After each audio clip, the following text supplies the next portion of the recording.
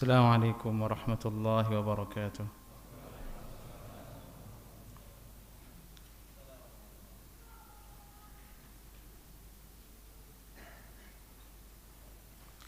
الحمد لله رب العالمين وبه نستعين على أمور الدنيا والدين والصلاة والسلام على أشرف الأنبياء والمرسلين نبينا وحبيبنا وسيدنا محمد وعلى آله وأصحابه ومن استنى بسنته إلى يوم القيامة. أما بعد, kita lanjutkan kajian kita ke hadis berikutnya. Qala al-Imam Abu Dawud As-Sijistani rahimahullahu ta'ala, babu karahiyat istiqbalil qiblati inda qada'il hajah. Ini bab tentang makruh karahiyati istiqbalil qiblah inda qada'il hajah. Ini bab pembahasan tentang hadis-hadis yang menunjukkan makruh istiqbalil qiblah, menghadap ke kiblat ketika qada' hajat.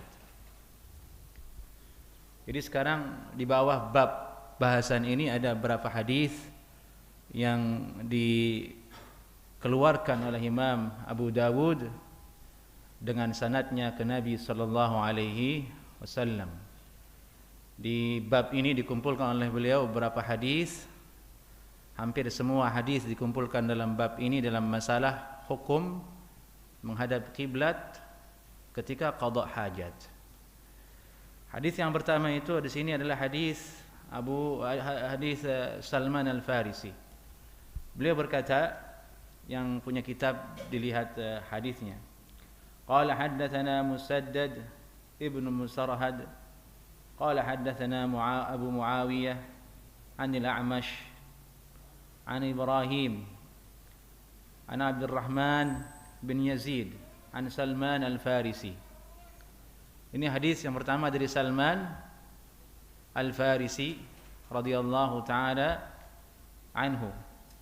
Nabi sallallahu alaihi wasallam bersabda, laqad 'allamakum nabiyyukum kulla syai' hatta al-khira'ah. Qala ajal. Laqad nahana sallallahu alaihi wasallam an nastaqbil al-qiblah bigha'itin aw bibaul. Hadis Salman Al-Farisi yang artinya ada seorang laki-laki bertanya ke Nabi sallallahu alaihi wasallam. Sebagaimana diketahui, Salman Al-Farisi radhiyallahu taala anhu adalah salah seorang sahabat Nabi yang dulunya beliau beragama Majusi. Orang tuanya adalah pembesar dalam agama Majusi, penyembah api. Bisa dibaca riwayatnya, banyak biografinya dalam kitab-kitab dan buku-buku terjemahan. Ada yang bertanya kepada beliau, sungguhnya apakah benar Nabi kalian ini, Nabi Muhammad sallallahu alaihi wasallam, telah mengajarkan kepada kalian segala sesuatu sampai ke masalah khira'ah. Khira'ah, yakni cara qada' hajat. Qala ajal. Tentu, betul, memang demikian. Di antaranya laqad nahana sallallahu alaihi wasallam an nastaqbil al-qiblah bigha'id aw baul. Di antaranya adalah Nabi sallallahu alaihi wasallam telah melarang kami menghadap ke kiblat ketika ghaid, ketika buang air besar, aw baul, atau ketika kencing. Ini hadis yang pertama dalam bab ini, yakni bab makruhnya menghadap ke kiblat ketika qada' hajat. Hadis yang kedua itu adalah hadis dari Abu Hurairah, hadis nomor 8. Qala haddatsana Abdullah ibn Muhammad An-Nufaili qala haddatsana Ibnu al-Mubarak an Muhammad ibn Ajlan an al-Qa'qa' bin Hakim an Abi Salih an Abi Hurairah. An Abi Salih an Abi Hurairah. Ini hadis ini berasal dari Abu Hurairah radhiyallahu taala anhu. Qala Rasulullah sallallahu alaihi wasallam, Rasulullah sallallahu alaihi wasallam pernah bersabda, innama ana lakum bimanzilatil walid, sungguhnya aku ini untuk kalian seperti manzilah seorang bapak. Ini sabda Nabi sallallahu alaihi wasallam kepada para sahabatnya, yang juga maksudnya kepada seluruh umatnya. Sungguhnya aku ini untuk kalian adalah seperti manzilah atau posisi seorang bapak.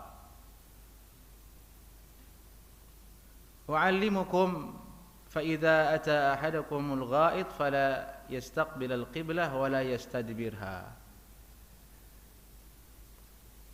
Aku ajarkan kepada kalian, apabila salah seorang di antara kalian hendak datang ke qada hajat atau ingin BAB, fala yastaqbilul qiblah wa la yastadbirha. Janganlah dia menghadap ke kiblat dan jangan dia membelakanginya. Hadis yang ini berbeda dengan yang pertama. Hadis yang pertama hanya menyebutkan jangan menghadap kiblat. Hadis yang ini Abu Hurairah radhiyallahu taala anhu ada tambahan larangannya, yaitu wala yastadbirha, jangan dia membelakanginya. Yastadbir artinya membelakangi.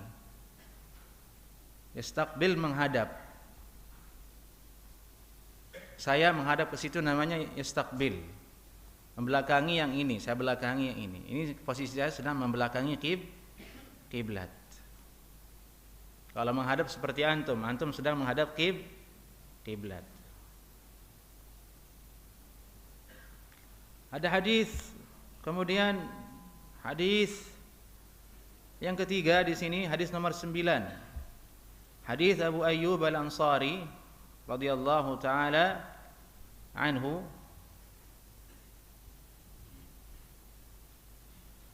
qala haddatsana Musaddad ibnu Musarhad. Telah lalu kita bahas nama rawi ini, guru Imam Abu Dawud, beliau imam thiqah. Qala haddatsana Sufyan, yani Ibnu Uyainah. Sufyan Ibnu Uyainah di sini maksudnya an Az-Zuhri an Atha bin Yazid Al-Laitsi an Abi Ayyub Al-Ansari. Abu Ayyub Al-Ansari juga sahabat Nabi sallallahu alaihi wasallam wa radhiyallahu taala anhu li Abi Ayyub Al-Ansari. Beliau berkata, idza ataitum al-ghaid fala tastaqbilu al-qiblah bighaid wala bibaul walakin syarriqu aw gharribu. Apabila kalian mendatangi qada hajat, janganlah kalian menghadap ke kiblat dengan tinja kalian dan dengan kencing kalian. Walakin syarriqu aw gharribu, tapi kalian menghadaplah ke timur atau menghadap ke arah barat. Ini konteksnya adalah keadaan wilayah di Madinah, bukan di Indonesia. Kalau diambil secara harfiah kebalikan jadinya. Walakin syarriqu aw gharribu. Nah, itu sebagai bukti dan fakta bahwasanya hadis Nabi itu butuh fiqih, butuh pemahaman. Sekarang kalau ada orang mengambil hadis ini, walakin syarriqu aw gharribu, Nabi merintahkan hadap timur dan hadap barat, diamalkan di Indonesia, apa yang terjadi? Bertentangan dengan hadis yang tadi, larangan menghadap kiblat dan membelakanginya. Karena ternyata di Indonesia menghadap kiblat dan membelakangi itu arahnya timur dan barat. Faqadimna asy-Syam. Lalu kami datang ke negeri Syam. Kami menemukan di situ marahid. Marahid, jamak dari kalimat mirhadun. Toilet, khusus toilet. Seperti yang antum temukan kalau sedang pergi umrah, berangkat dari Mekah ke Madinah, biasanya bisnya istirahat kan tuh. Bagi jamaah yang pernah umrah, istirahat di rest area yang kayak rumah hantu di sana, sepi, tidak ada orang. Antum kalau nyari toilet nemunya agak ke dalam di padang pasir di situ, itu mirhat, khusus untuk buang air besar. Nah, ini nampaknya telah ada sejak zaman sahabat. Mereka sudah mengenal hal itu. Faqadimna Syam, kami pergi ke Syam dan kami menemukan ada mirhat di situ. Qad buniyat qibala al-qiblah, telah dibangun menghadap kiblat. Arah posisinya menghadap kiblat. Layaknya toilet yang ada di hari ini sudah permanen menghadap kiblat. Apa yang beliau lakukan? Kunna nanharif anha wa nastaghfirullah. Kami memiringkan arah darinya dan beristighfar kepada Allah Subhanahu wa taala. Ini hadis yang paling jelas dan paling sharih menjelaskan tentang larangan menghadap ke kiblat dan membelakanginya. Ada hadis nomor 4 di sini yang di kitab urutannya nomor 10. Qala haddatsana Musa bin Ismail qala haddatsana Wuhaib qala haddatsana Amr bin Yahya an Abi Zaid an Ma'qil bin Abi Ma'qil al-Asadi qala naha Rasulullah sallallahu alaihi wasallam an nastaqbil al-qiblatain bi baulin aw gha'it. Ini hadis Ma'qil bin Abi Ma'qil al-Asadi, beliau berkata Nabi sallallahu alaihi wasallam melarang kami menghadap ke kiblatain, ke arah dua kiblat. Maksudnya di sini Ka'bah dan Masjidul Aqsa. Masjidul Aqsa, kiblatain, dua kiblat, dengan kencing atau dengan tinja. Qala Abu Dawud, Imam Abu Dawud kemudian memberikan komentar bahwasanya hadis ini di dalamnya ada rawi bernama Abu Zaid, huwa maula Bani Tha'labah. Abu Zaid maula Bani Tha'labah, seorang rawi yang dihukumi sebagai majhulul hal.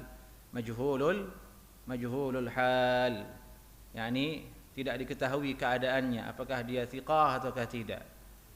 Dari sebab itulah di sini Imam Abu Dawud menerangkan rawi ini sebagai isyarat bahwasanya hadis ini terdapat perbincangan di sisi ulama yang kesimpulannya dia mungkar. Hadis yang mungkar, hadis yang dhaif. Taib, kita lihat, kita ringkas yang tadi itu.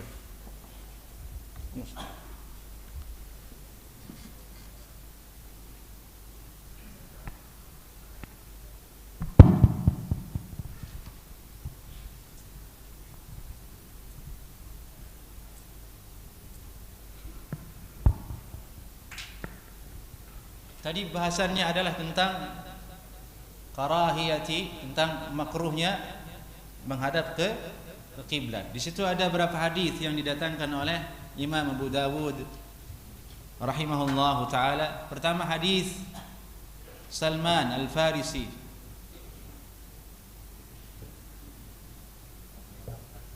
Naam. Berarti kalian harus dipotong dulu biar tebal. Kalau ada silat saya potongin di sini. Apa-apa.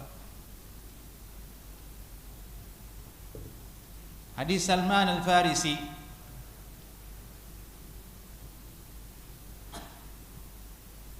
Di situ larangannya dari hadis Salman Al-Farisi adalah larangan hanya menghadap kiblat, istiqbal.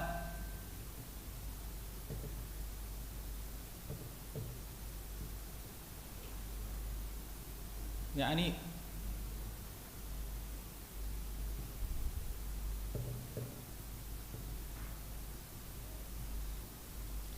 isinya adanya hanya larangan menghadap kiblat.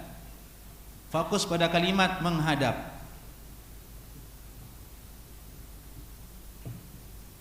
Menghadap kiblat. Syukran, jazakallah.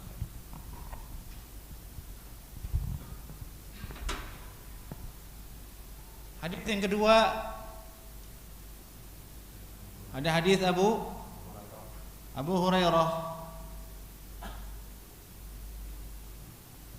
Abu Hurairah radhiyallahu taala anhu, larangannya ada istiqbal dan istidbar.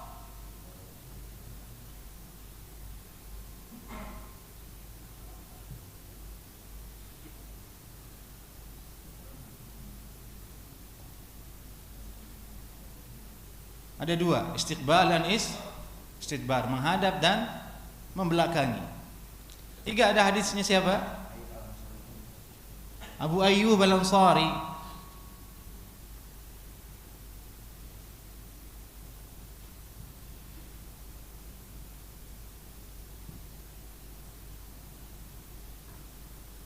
Ini isinya adalah melarang sama sekali di luar bangunan maupun di dalam bangunan. Kita tulis di sini fi sahra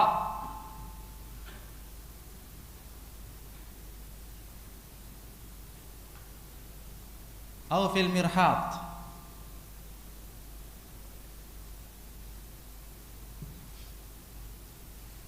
Apakah di padang pasir, di tempat terbuka, ataukah di tempat tertutup? Ini tiga hadis.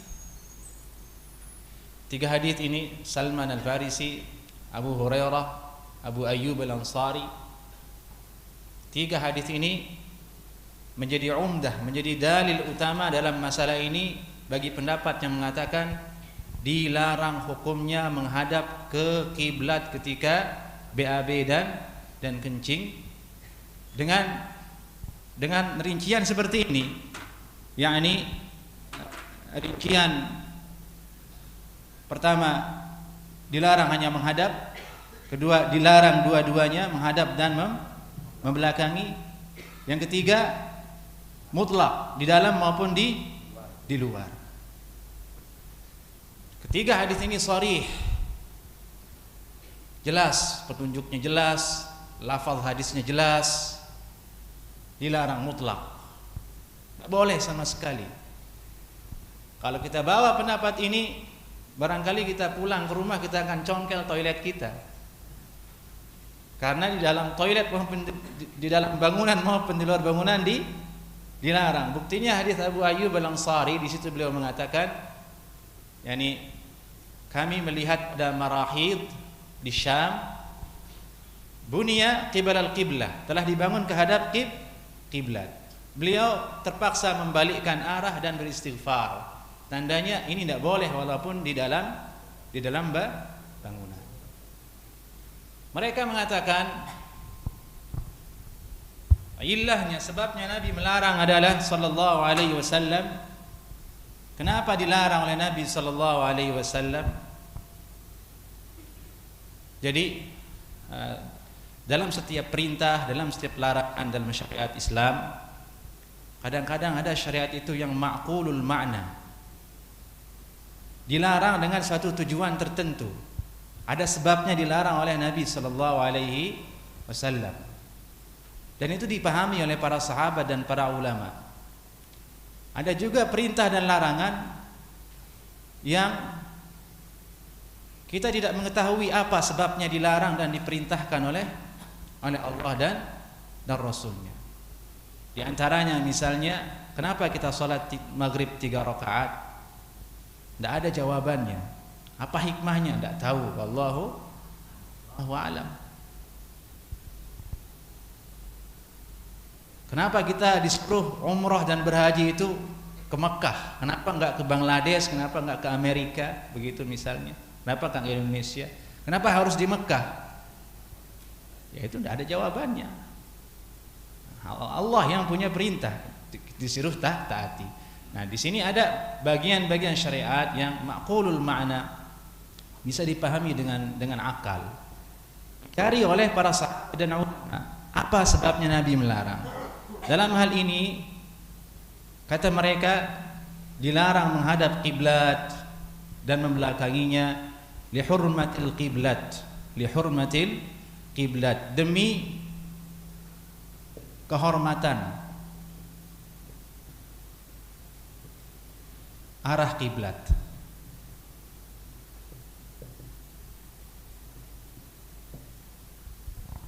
Demi kehormatan arah kiblat. Karena arah ini dihormati oleh Rasulullah sallallahu alaihi wasallam, arah ini mulia, maka tidak elok, tidak layak kotoran itu diarahkan ke arah kiblat tersebut.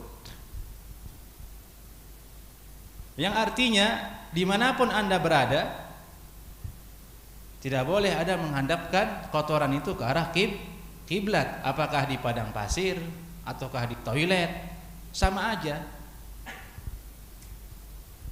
Tetap terhitung menghadap kiblat.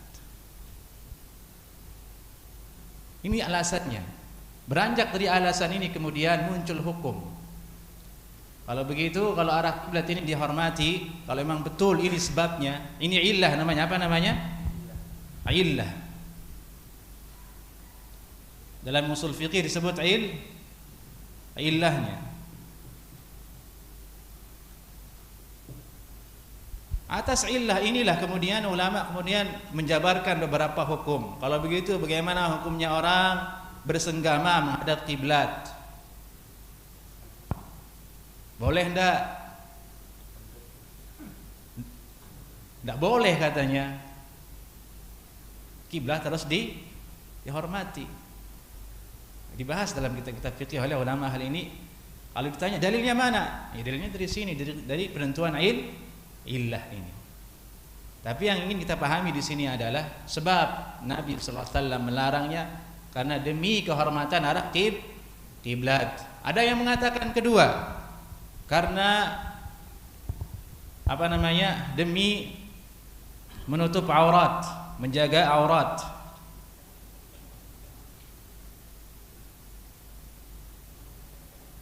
Menjaga aurat agar jangan menghadap ke kiblat. Ini salah satu illah yang muncul. Menjaga aurat supaya tidak menghadap kiblat. Masalah penentuan illah seperti ini, sebab diharamkannya suatu syariat, sebab dianjurkannya syariat, mahallul ijtihad, adalah masalah di mana ulama di situ melakukan ijtihad, usaha untuk mendapatkan kesimpulan yang mendekati kepada maksud Nabi sallallahu alaihi wasallam. Dan perbedaan pendapat seperti itu lumrah terjadi, biasa terjadi di sisi ulama dan tidak melahirkan permusuhan satu dengan yang lainnya. Contoh yang lainnya supaya kita mengerti tentang illah ini. Misalnya dalam masalah jual beli, yaitu asnaf ribawiyah, asnaf ar-ribawiyah, yakni komoditi riba yang disebutkan di hadis oleh Nabi sallallahu alaihi wasallam. Ada apa di situ? Emas, perak, kurma, syair gandum, garam. Ini komoditi riba.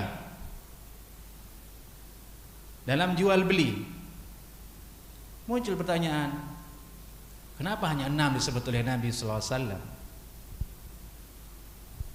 Pasti ada sebabnya. Yang dimana sebab ini disebut dengan illah, kemudian yang dengan illah ini dikembangkan ke yang lainnya. Dikembangkan ke yang lainnya. Dari itu kemudian muncul, ada enggak riba pada uang? Kalau kita cari dalilnya dari Al-Quran dan Sunnah, tidak ada Nabi menyebutkan uang ada ribanya di situ dalam jual beli. Yang ada emas dan perak. Tapi kenapa uang muncul? Diambil dari mana? Dari illah. Dari illah. Sebab Nabi sallallahu alaihi wasallam menyebutkan bahwasanya ada riba di situ karena ada sebabnya. Ketika ditemukan sebabnya, maka semua ulama mengacu ke sebab ini, mengkiaskannya. Muncullah kemudian uang ada ribanya, sehingga kalau lebaran nggak boleh orang tukar uang, nggak boleh orang beli uang jelek dengan uang bagus, karena dianggap sebagai emas atau perak. Dan di situ ulama berbeda pendapat. Ini sedikit faedah untuk mendekatkan pemahaman tentang sebab Nabi sallallahu alaihi wasallam melarang menghadap kepada kiblat, yaitu demi kehormatan arah kiblat, ada mengatakan demi menjaga aurat. Hadis berikutnya kemudian di situ Al-Imam Abu Dawud rahimahullahu taala, ini hadis nomor 11.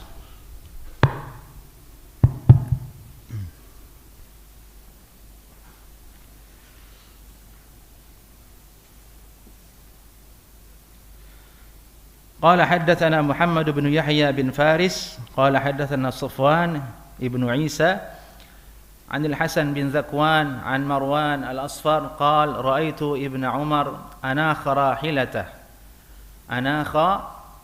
راحلته مستقبل القبلة ثم جلس يبول إليها. Dari Marwan bin Asfar atau dari Marwan Al-Asfar, beliau berkata, aku pernah melihat Abdullah bin Umar anakha rahilatah. Anakha itu artinya mengistirahatkan dengan posisi duduk ontanya. Memarkir lah bahasa sekarang. Anakha itu memarkir tunggangannya. Memarkirkan kendaraan.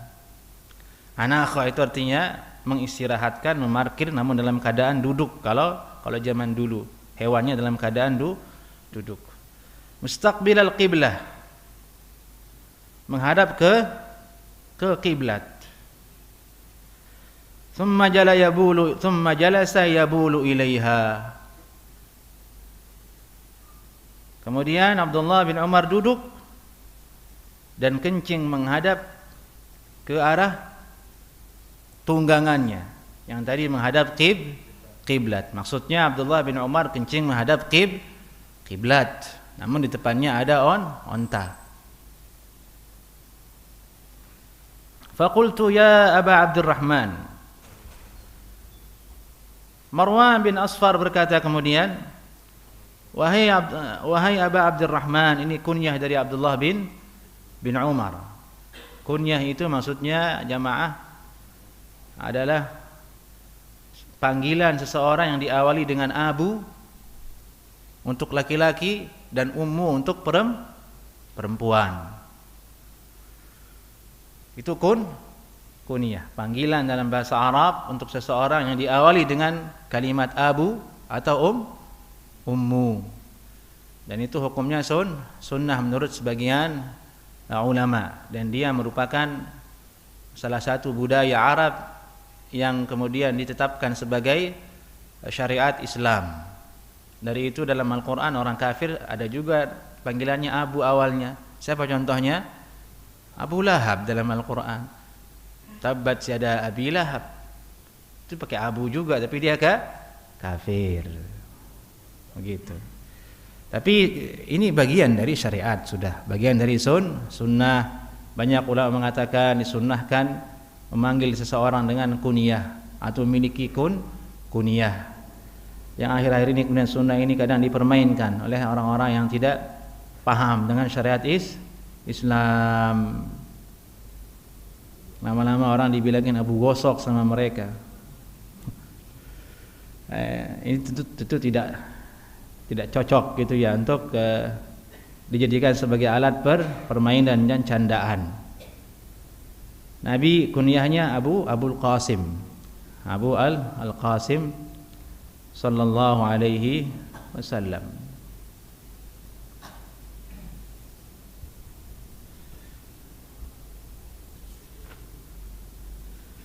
Alaysa qad nuhiya an hadha? Bukankah hal ini telah dilarang oleh Nabi sallallahu alaihi wasallam, wahai Abdullah bin Umar, kencing menghadap kiblat? Ini menunjukkan bahwasanya para sahabat memahami sebagiannya bahwa kencing menghadap kiblat itu tidak boleh secara mutlak, sekalipun ada sitar ataupun tidak ada sitar. Disinilah kemudian Abdullah bin Umar menjelaskan, innama nuhiya an dzalik fil fadha. Sungguhnya hal itu dilarang oleh Nabi sallallahu alaihi wasallam kalau di tempat yang terbuka, yang tidak ada dinding penghalangnya. Fa idza kana bainaka wa bainal qiblah syai' yasturuka fala ba's. Kalau seandainya ada sesuatu yang menutup dirimu dengan arah kiblat itu, fala ba's, maka tidak ada masalah. Ini fatwa Abdullah bin Umar. Awalnya tabi'in ini yang bertanya kepada Abdullah bin Umar menilai bahwasanya hal itu dilarang, makruh hukumnya atau haram, Abdullah bin Umar menjelaskan, oh tidak, yang dilarang itu adalah kalau tidak ada penghalang. Hadis berikutnya di situ yang dijelaskan oleh Imam Abu Dawud adalah hadis nomor 12. Qala haddatsana Al-Qa'nabi Abdullah bin Maslamah an Malik an Yahya bin Sa'id an Muhammad bin Yahya bin Habban an ammihi Wasi' bin Habban an Abdullah bin Umar. Ini sama hadis dari Abdullah bin Umar.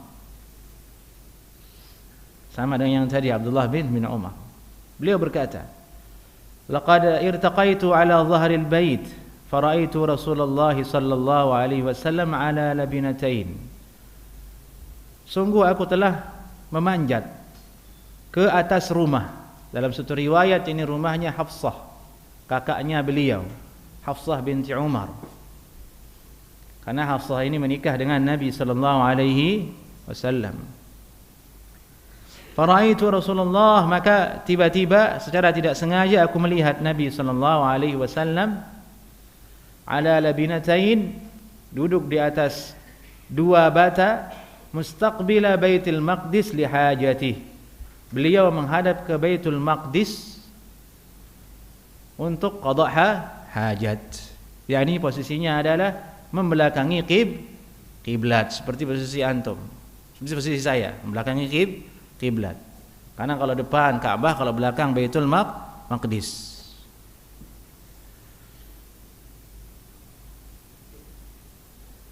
Kemudian hadis berikutnya yang nomor 13, yang dia hadis yang hasan juga. Qala haddatsana Muhammad bin Bashar qala haddatsana Wahab bin Jarir qala haddatsana Abi qala sami'tu Muhammad bin Ishaq yuhaddits an Aban bin Salih an Mujahid an Jabir bin Abdullah qala naha Nabiullah sallallahu alaihi wasallam. Ini ada hadis Jabir, diingat namanya hadis Jabir bin Abdullah radhiyallahu taala anhu. Beliau berkata, Nabi sallallahu alaihi wasallam pernah melarang kami menghadap ke kiblat dengan kencing. Faraaituhu qabla yuqbad bi'amin yastaqbiluha. Namun kemudian aku melihat Nabi sallallahu alaihi wasallam sebelum wafat setahun. Setahun sebelum wafatnya Nabi sallallahu alaihi wasallam, saya melihat beliau, kata Jabir bin Abdullah, yastaqbiluha. Beliau qada hajat dengan menghadap kiblat. Ini 3 hadis yang kemudian dijadikan sebagai dalil untuk membantah pendapat yang mengatakan haram secara mutlak ini. Ini hadis Abdullah bin Umar.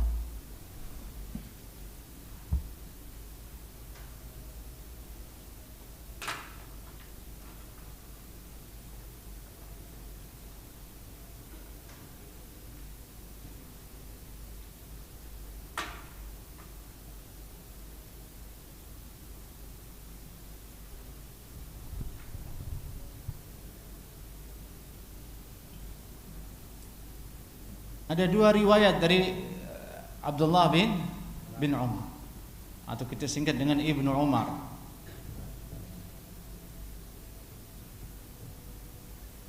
Ibnu Umar artinya, teman-teman jamaah, anaknya Umar. Umar ini maksudnya Umar bin Khattab. Ini bagi yang tahu. Umar bin Khattab, salah satu putranya Khalifah Nabi sallallahu alaihi wasallam. Karena banyak nama Abdullah, ada banyak sahabat itu namanya Abdullah. Abdullah bin Mas'ud, Abdullah bin Abbas, Abdullah bin Umar. Nah, untuk membedakannya itu biar enggak samar, udah panggil nama bapaknya aja, Ibnu Umar, anaknya Umar. Kalau Abdullah bin Abbas, ini Ibnu Abbas. Kalau Abdullah bin Mas'ud, ini Ibnu Mas'ud. Karena namanya sama, Abdullah. Dibedakan dengan nama orang tuanya. Itu menunjukkan nama Abdullah itu nama yang paling disukai. Abdullah, Abdurrahman. Dan ini nama mulai punah sekarang.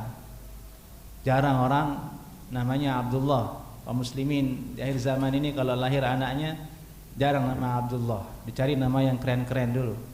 Misalnya namanya Rocky begitu. Jackie gitu, Johnny gitu. Mulai pudar. Soalnya kalau nama Bedul itu kurang modern. Abdullah dipanggilnya Bedul. Orang Indonesia begitu. Udah bagus-bagus namanya dipanggil dengan panggilan seperti itu, Bedul panggil. Nama orang Abdullah. Akhirnya dia sendiri merusak nama yang bagus itu. Dia rusak nama yang bagus itu. Padahal itu nama yang Masya Allah, Abdullah, hambanya Allah. Rocky, Johnny itu apa artinya? Hah? Nanti kalau sudah jadi kakek-kakek, kakek Johnny, ya kurang sedap dengarnya. Tapi kalau sudah kakek-kakek namanya Abdullah, Abdullah, Masya Allah, sedap dengarnya. Dia Muslim, namanya kakek Abdullah. Sudah azan itu ya? Tafadhal azan dulu.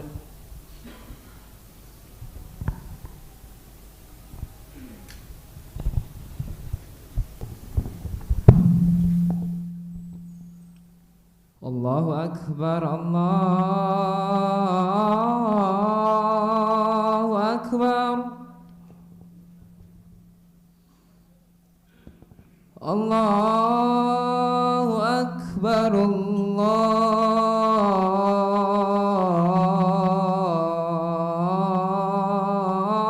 Allahu Akbar.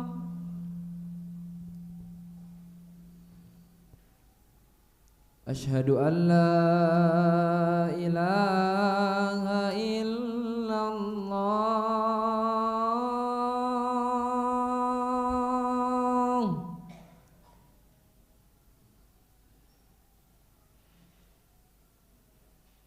Asyhadu an la ilaha illallah.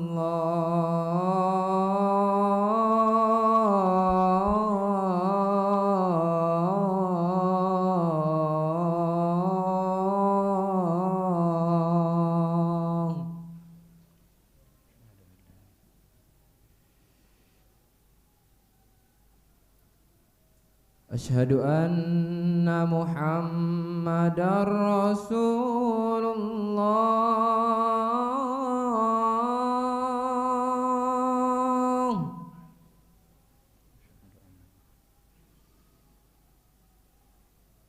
Asyhadu anna Muhammadar Rasulullah.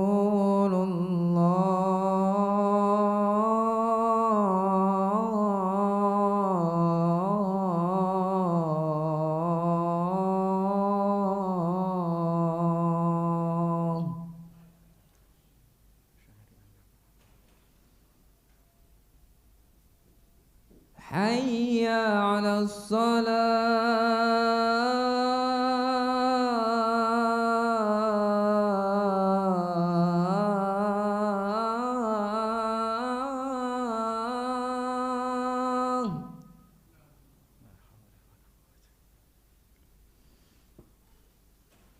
Hayya 'alas salah.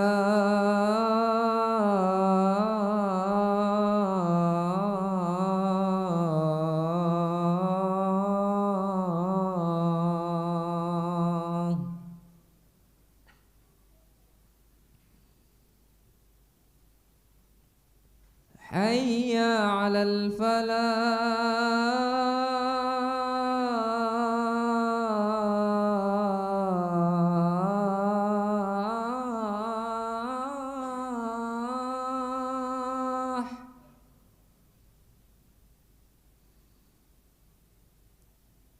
Hayya 'alal falah.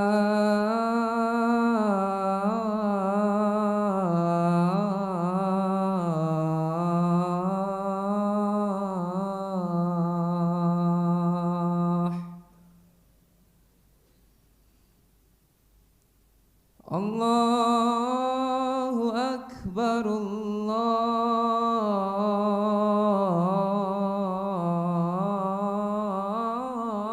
Akbar.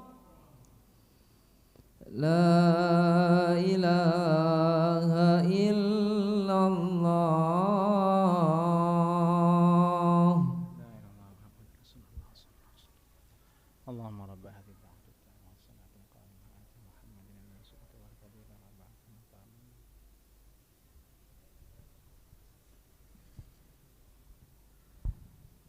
Hadis Abdullah bin Umar ada dua tadi di situ. Ada dua riwayat dan duanya ada hadis sahih. Yang pertama adalah ketika beliau kencing di sahara, di tempat terbuka menghadap kiblat, namun ada satir, yaitu ada onta, yakni tempat terbuka dan ada onta di depannya. Kedua adalah hadis yang berupa beliau melihat perbuatan Nabi sallallahu alaihi wasallam. Yang paling kuat dari dua riwayat ini sebagai hujjah adalah perbuatan Nabi sallallahu alaihi wasallam. Yakni hadis yang menceritakan tadi ketika beliau naik ke rumah Hafsah. Naik ke rumah Nabi sallallahu alaihi wasallam, beliau melihat Nabi sallallahu alaihi wasallam menghadap ke kiblat. Ini dikatakan oleh ulama yang mengatakan hukumnya berarti tidak haram. Tidak mungkin Nabi sallallahu alaihi wasallam menyelisihi apa yang beliau sabdakan. Tidak mungkin. Walaupun bentuk Abdullah bin Umar melihat Nabi adalah dengan cara yang tidak sengaja. Abdullah bin Umar melihat dengan tidak cara sengaja, bukan sengaja ingin ngintip, tidak, dia ada keperluan di atas rumah melihat Nabi seperti itu. Maka hukumnya marfu' ke Nabi sallallahu alaihi wasallam. Marfu' artinya sah disandarkan ke perbuatan Nabi.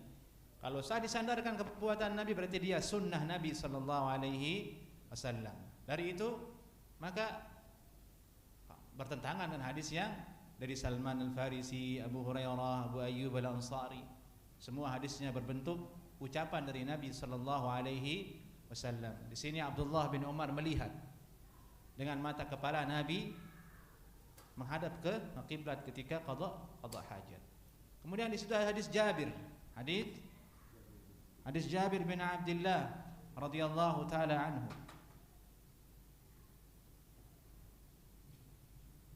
Ini lebih jelas sekali hadisnya, bahwasanya beliau Jabir bin Abdullah radhiyallahu taala anhu melihat Nabi sallallahu alaihi wasallam menghadap kiblat setahun sebelum wafatnya Nabi sallallahu alaihi wasallam.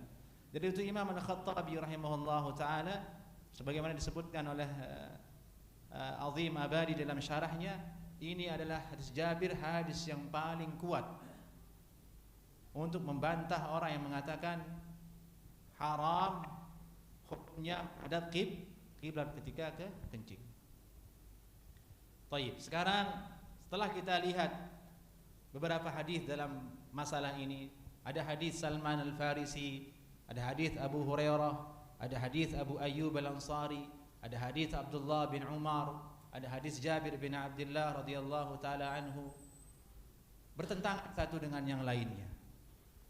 Yang itu mengatakan haram secara mutlak, yang ini tidak. Dua-duanya sahih hadisnya.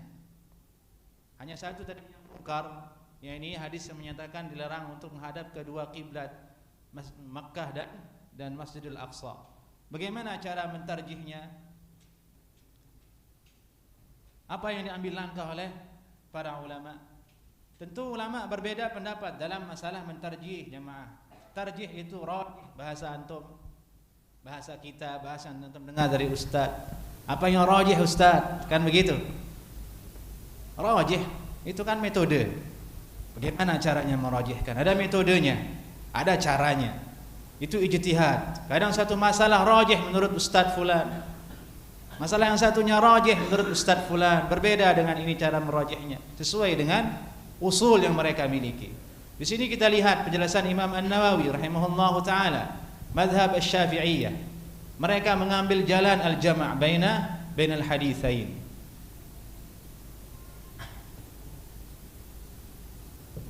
Diistilahkan dengan al-jama' atau menggabung.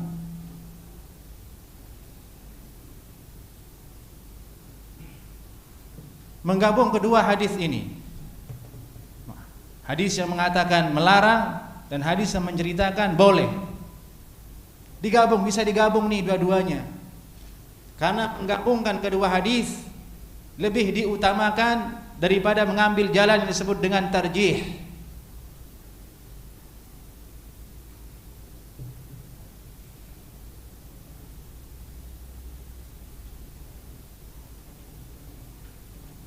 Ini makanan usul fikih. Ini prakteknya sedikit. Tarjih.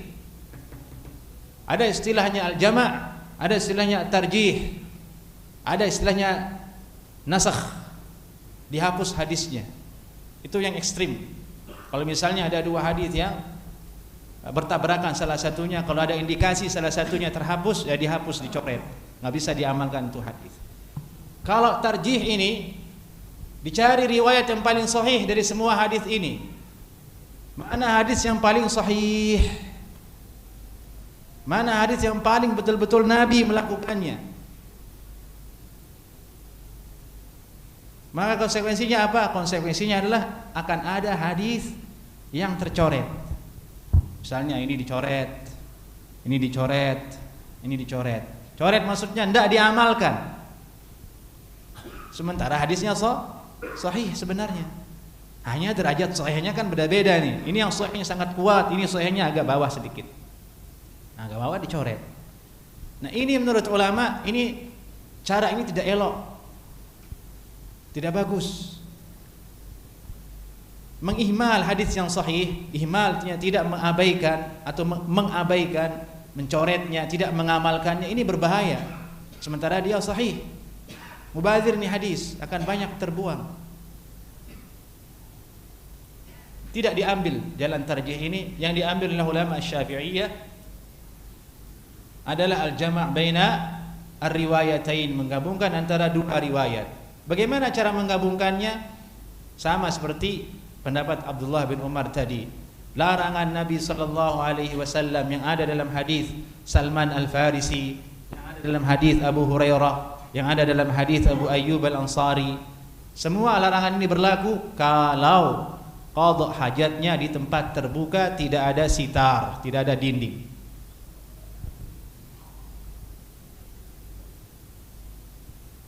Tapi kalau ada, maka hukumnya menjadi boleh. Itu cara menggabungkan. Jadi dua-duanya bisa diamalkan. Kalau apa namanya? Afwan, bukan kalau.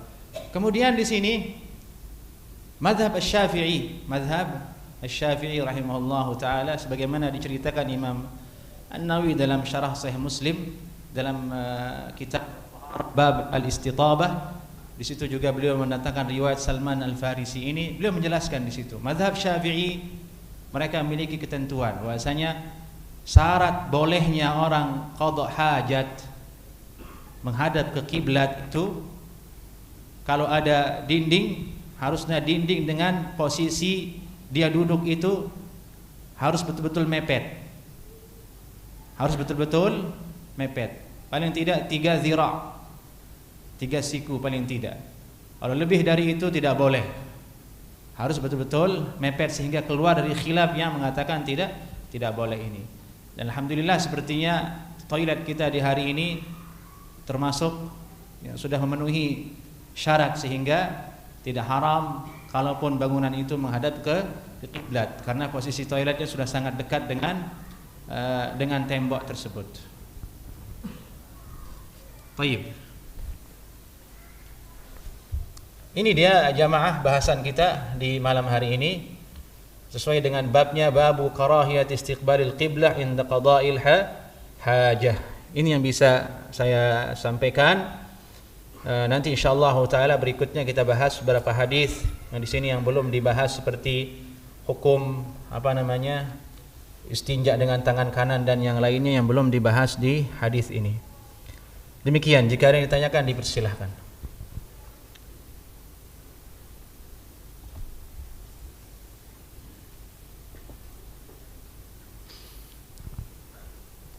Naam, silakan. Kesimpulannya untuk maksudnya kesimpulannya adalah haram menghadap ke kiblat atau membelakanginya kalau dalam keadaan di tempat yang terbuka. Di situ diamalkan hadis Abu Ayyub Al-Ansari, Salman Al-Farisi dan yang lainnya. Kemudian menjadi boleh menghadap kiblat dan membelakanginya kalau ada dinding pembatas, ke arah kiblat tersebut. Itu kesimpulannya. Barakallahu fiik. Nah.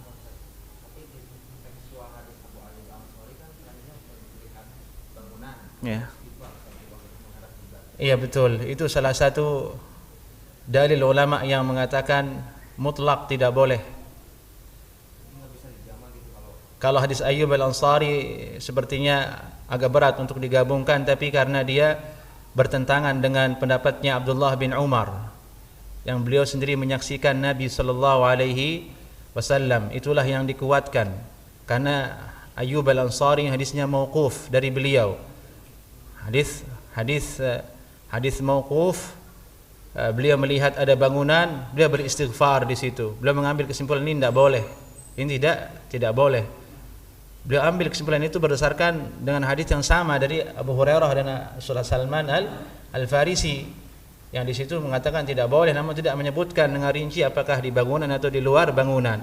Ja'a Ayyub al-Ansari radhiyallahu taala anhu memahami ini mutlak di luar ataupun di dalam, dan pendapat beliau ini tidak bisa mengalahkan apa yang disaksikan oleh Abdullah bin Umar.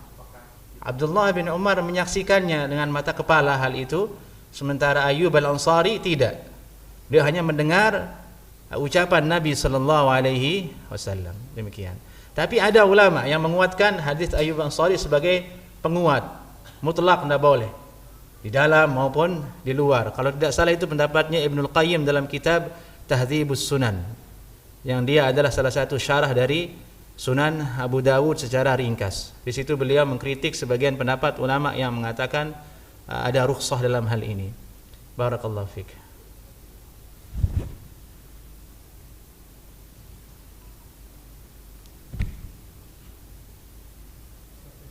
Tafadhal.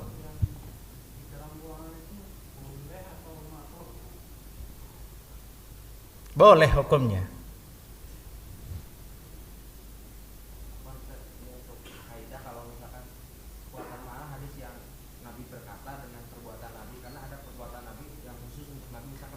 Itu kan bukan sunnah kita. Iya. Nabi dari empat wanita.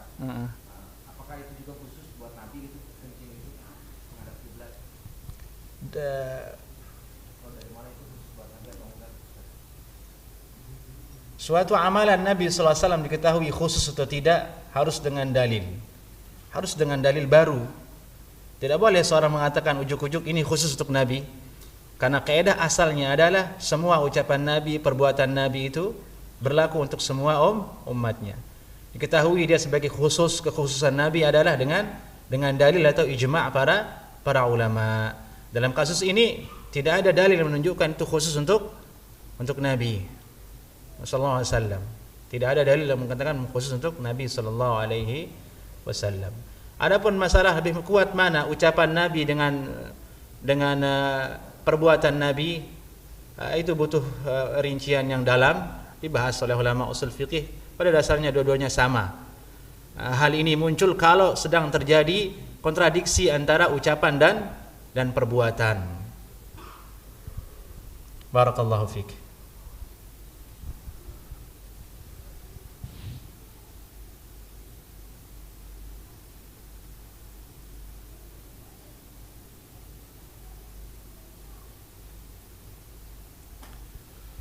Baik, di sini ada faedah sebelum kita tutup kajian kita.